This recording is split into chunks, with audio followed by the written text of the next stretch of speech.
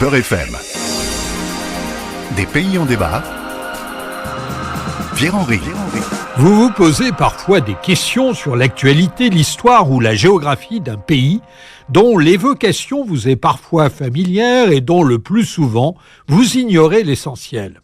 Un pays en débat vous fournit l'occasion d'une mise à jour en quelques minutes. Et c'est aussi et surtout la possibilité de s'interroger tous ensemble sur les libertés individuelles et collectives à l'œuvre dans le pays ausculté. Un pays en débat, c'est alors la rencontre avec un ou une spécialiste du pays que j'interviewe. Ça vous plaît ? Alors suivez-moi, nous sommes bien sur Beurre FM.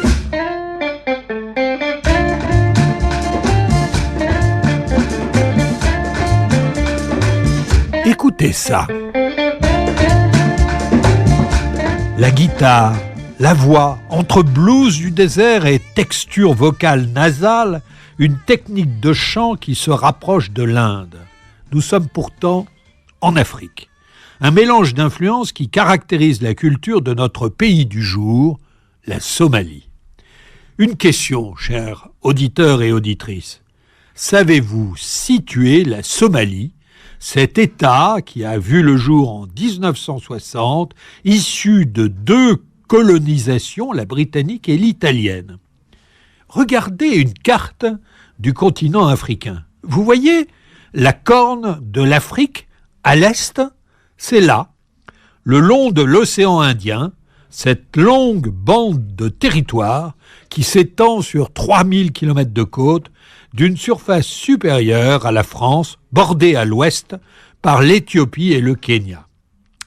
L'indépendance de ce pays est un espoir d'union politique et culturelle qui chute 9 ans plus tard lorsque le militaire Siad Barre prend le pouvoir par un coup d'État et proclame le socialisme scientifique inspiré de l'Union soviétique. C'était en 1969. Son règne fut ponctué de plusieurs tentatives de putsch, réprimées dans le sang, de révoltes populaires matées, d'une prolifération de mouvements de guérilla, de renversements d'alliances spectaculaires, alors même que l'économie somalienne sombrait dans un marasme total. 20 ans après, en 1991, il sera chassé du pouvoir par un autre militaire. La communauté internationale tente d'intervenir, en toute impuissance, comme souvent. Les guerres claniques se poursuivent, la famine s'installe et les chefs de guerre prennent le pouvoir. Le groupe terroriste islamiste Harakat al-Shabaab al-Mujahideen, mouvement des jeunes combattants, plus connu sous le nom de Al-Shabaab, fait régner la terreur en servant de branche militaire radicale aux combattants de l'Union des tribunaux islamiques. De ces combats civils naissent des scissions en sous-États. Le Somaliland, par exemple, s'auto-proclame république en 1991. Et puis plus tard, le Puntland et le Kalmudug, dans les années 2010, déclarent leur autonomie. On peut dès lors parler d'un État failli car la division est totale. Les 16 millions d'habitants, pour la plupart arabophones et musulmans, ont des conditions de vie critiques. L'espérance de vie se situe à moins de 60 ans pour les femmes comme pour les hommes. La Somalie est minée par une organisation clanique féodale qui vous lie à votre clan d'origine à vie. Vous ne pouvez exercer le métier que vous voulez, épouser qui vous voulez. Et dans ce schéma, les femmes sont évidemment des cibles de choix.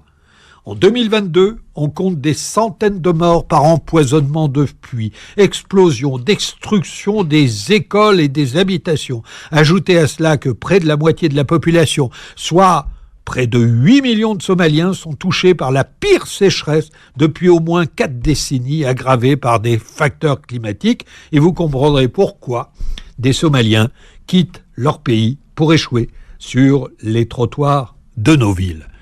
Aujourd'hui, pour parler de la Somalie, je reçois Roland Marchal, chargé de recherche au CNRS, spécialiste de l'Afrique subsaharienne et plus précisément travaillant sur l'économie des conflits dans les pays de la Corne de l'Afrique. Monsieur Roland Marchal, bonjour, vous êtes chercheur à la Fondation nationale de sciences politiques et nous allons parler ensemble de la Somalie. Alors, une première question concernant ce pays. L'organisation clanique de la Somalie en clans majoritaires, minoritaires, en clans professionnels, alimente-t-elle la guerre depuis 40 ans ? Écoutez, chaque société est organisée de façon plus ou moins différente. La société française n'est certainement pas la société britannique. Alors c'est vrai que les Somaliens ont un système d'organisation sociale clanique, qui a un système segmentaire. Donc oui, on peut dire le clan sert à faire la guerre, il sert aussi à faire la paix, il sert au développement, il sert à tisser des liens, à constituer une identité commune. Donc si vous voulez, on ne peut pas le singulariser seulement sur un aspect positif ou négatif. Il est partie prenante de cette identité nationale et avec ses bons et ses mauvais côtés.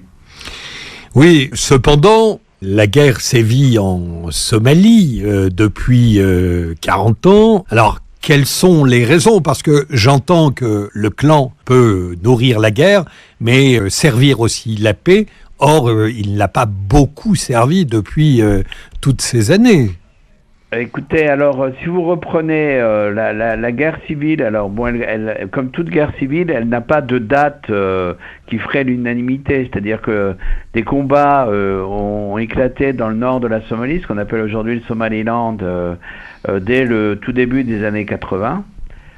Mais le reste du pays est resté relativement calme jusqu'à 1988-89.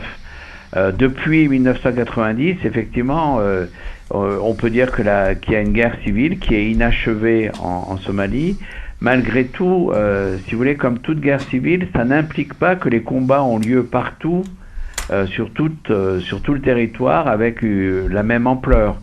Vous avez une grande partie, disons, du nord de la Somalie, c'est-à-dire au-delà du Somaliland, du Puntland, et puis ailleurs, c'est dans des poches qui sont plus limitées en termes de surface. Vous avez des situations qui sont relativement pacifiées, et vous avez aujourd'hui, disons, quelques confrontations qu'on appellera ici claniques, et puis surtout une lutte contre Shabab. Alors, en novembre dernier, justement, les Chebab ont attaqué un hôtel du centre de la capitale, Mogadiscio. Cette attaque est survenue en réponse aux déclarations du nouveau président somalien qui annonce diriger une guerre totale envers le groupe terroriste. Mais est-ce vraiment le premier dirigeant à proclamer mener une guerre aussi féroce contre les Chebab ? Écoutez, alors tous les présidents l'ont annoncé, il est de loin celui qui a été le plus en avant dans la mise en œuvre. Parce que bon, promettre ne coûte pas grand-chose, un peu de salive. Par contre, c'est vrai que depuis maintenant 4 mois, il mène une offensive qui se déroule essentiellement dans 2 régions au nord de Mogadiscio, mais qui maintenant, on voit maintenant des combats également de façon plus limitée dans le sud de la capitale, dans les régions au sud de la capitale. Et c'est vrai que c'est quelque chose d'important, et l'attentat contre l'hôtel que vous mentionnez, c'est en fait une réponse à Shabab. Chaque fois que Shabab a été confronté à une situation qui était militairement difficile, Shabab utilisait plus des tactiques terroristes comme l'attaque d'hôtels dans les grandes villes et notamment dans la capitale. Mais d'après vous, le démantèlement de ce réseau terroriste est-il imaginable ? Si vous voulez, c'est un peu là aujourd'hui où Shabab attend le gouvernement, c'est-à-dire que militairement, on voit qu'il est en train de perdre, et quelquefois même assez sérieusement, des bastions qu'il a occupés pendant plus d'une dizaine d'années. Mais ce qui est encore pas très clair, c'est qu'est-ce que le gouvernement va faire avec ces zones libérées, comment il entend les gérer, et quelle sera la participation des populations dans la gestion de leurs propres affaires.